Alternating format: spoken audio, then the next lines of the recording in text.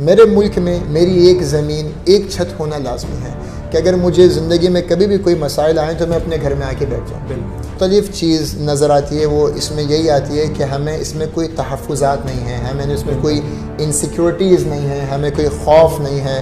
तो यूएसए से आने वाले जितने भी लोग हैं, मेरी उनको रिकमेंडेशन ये है कि आप इस सोसाइटी में अपने प्रोजेक्ट आप ज़रूर लें, इसमें अपनी ज़मीनें ज़रूर लें। अस्सलाम वालेकुम नाज़रीन, इन्वेस्टमेंट पॉइंट के एक नए और ख़ास एपिसोड के साथ मैं हूं आपका मेज़बान अब्दुल बासित। आज हमारे साथ मौजूद हैं एक बहुत ही ख़ास शख्सियत जो कि बहुत ही दूर से यानी कि यूएसए से ट्रैवल करके आज कराची आए हैं।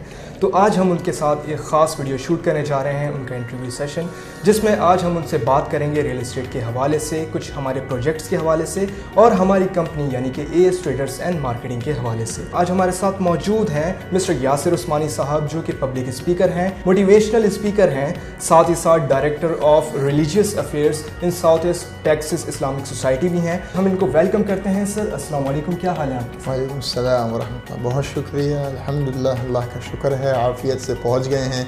सुबह ही हमारी फ़्लाइट लैंड हुई है और जो पहला काम हमने किया है वो हमने एसएफ सोसाइटी का हमने विज़िट किया है। बहुत मशकूर हूँ और बहुत ममनून हूँ आप लोग के इस्तक़बाल का, आप लोग के इकराम का।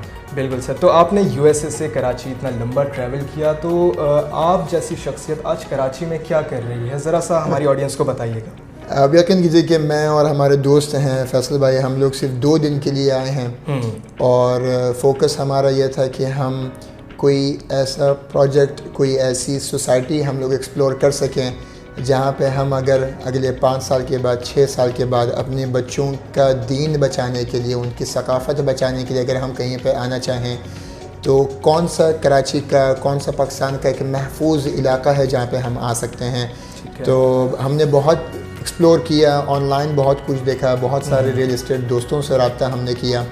मगर आप लोगों की जो मार्केटिंग टीम है, इन लोग के तारुफ से जब हमने एसएफ सोसाइटी के बारे में हमें अपडेट मिली तो हमने और फैसल भाई ने ये आपस में मशवरा किया और फ़ैसला किया कि बग़ैर किसी तख़ीर के, जबकि मैं पाकिस्तान 1 महीना पहले ही आया था और कोई भी इरादा नहीं था, मगर ये प्रोजेक्ट हमारे हाथ से ना जाए। 80% आप लोगों की ज़मीनें बिक चुकी हैं, तो अब 20% मज़ीद ना बिक जाए तो हमें फ़ौरन से इस्तिफ़ादा हासिल करना। तो हमने कहा कि हम ज़रूर आते हैं, विज़िट करते हैं। दिल का इत्मीनान ज़रूरी था, वो इत्मीनान हो जाए और फिर उसके बाद हमने अल्हम्दुलिल्लाह फ़ैसला किया है और कुछ ज़मीनें हमने ले ली हैं आपकी ही सोसाइटी में। दिल के इत्मीनान की आपने बात की, तो आपने बिल्कुल अभी एएसएफ सिटी कराची का विज़िट भी किया, वहाँ पे दौरा किया, तो आपके क्या तासुरात हैं? आपने वहाँ पे क्या डेवलपमेंट वर्क देखा, क्या हक़ाइक़ हैं जो कि आप वीडियोज़ में या सोशल मीडिया पर देखते रहे हैं और आज आपके विज़िट के बाद वो चीज़ें आपको क्लियर हुई?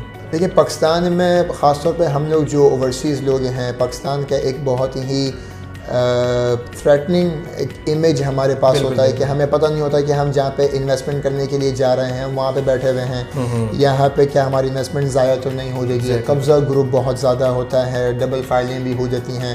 तो ये कुछ डाउट्स थे। एएसएफ में विज़िट करने के बाद जो हमें पहला ख़दशा दूर करना था वो ये दूर करना था कि यहाँ पे डबल फाइल सिस्टम तो नहीं है, कोई केसेस तो नहीं है। तो हमारे मीडिया में कुछ रेफरेंसेस हैं, कुछ एयरफोर्स में भी हमारे कुछ रेफरेंसेस हैं, कुछ आर्मी में कुछ रेफरेंसेस हैं, कुछ मीडिया में रेफरेंसेस हैं। तो हमने हर जगह से इसकी फ़ीडबैक हमने ली, देखा। फिर अभी रिसेंटली एक न्यूज़ भी आई थी जिस पे वज़ीर आज़म ने जो शजरकारी का जो उन्होंने एक प्रोजेक्ट जो उन्होंने लॉन्च किया है उस पर हमने एसएफ सोसाइटी को हमने फ़ाल भी देखा और जो इसके जो सीनियर जो ब्रिगेडियर वगैरह, जो जर्नल वगैरह इसके साथ जो वाबस्ता हैं, मंसूब लोग हैं, उनकी भी वीडियोस देखी। तो इत्मीनान हुआ कि ये प्रोजेक्ट क्योंकि हमारे आर्मी के मातहत है, आर्मी इसमें इन्वॉल्व है, तो हम किसी भी इदारे पर शक कर सकते हैं मगर अपनी अफवाज पे हम शक नहीं कर सकते।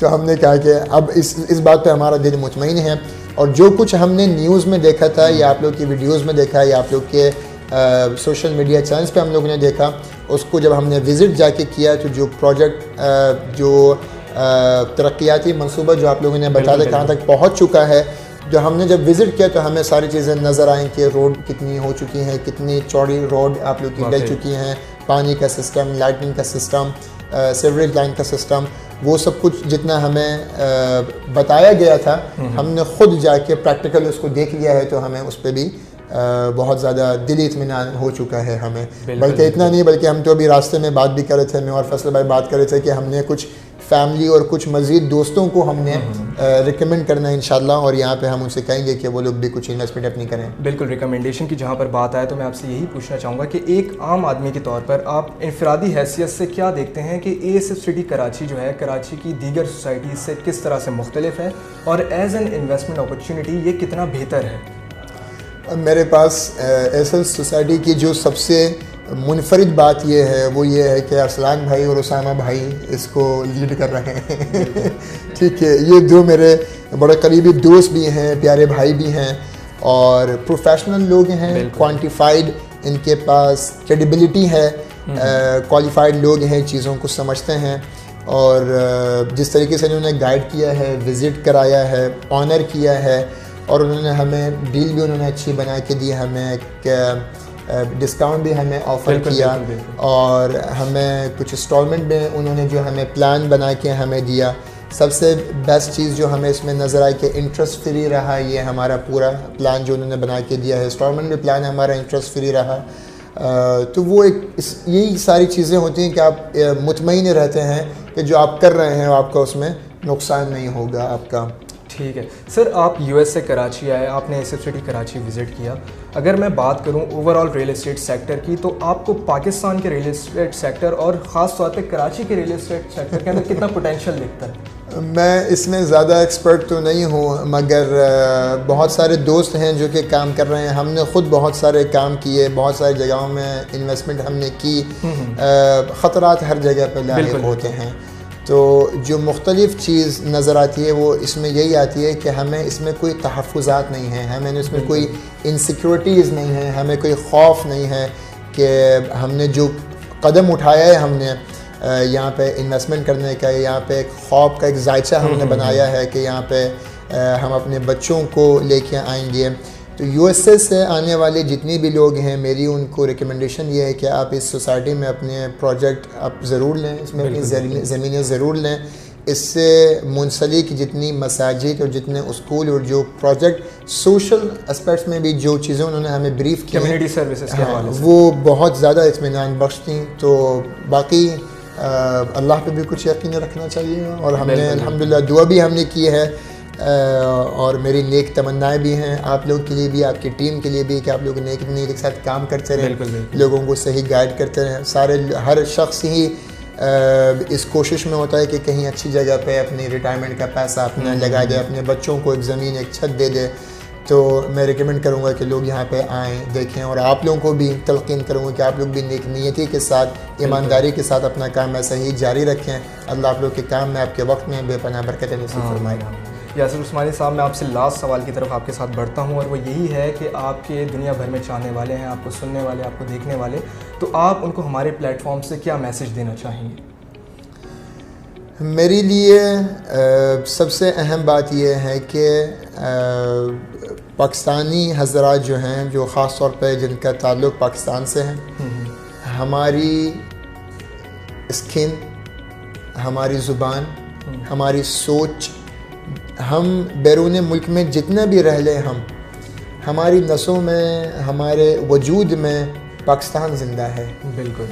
और जो लोग बैरून ममालिक जाके कमाने के लिए, पढ़ने के लिए, किसी भी एतबार से जब वो सफ़र कर लेते हैं और अपनी दीनी या दुनियावी मकासद को लेके चलते हैं, वो लोग, उनको पाकिस्तान से लाताल्लुक़ नहीं होना चाहिए। बिल्कुल। हर शख्स को कम से कम अपने घर, जो हमारा अपना घर है, कि हमें वहाँ से कोई निकाल नहीं सकता, हमें वहाँ से कोई बेदखल कर नहीं सकता, वो मेरा अपना मुल्क है।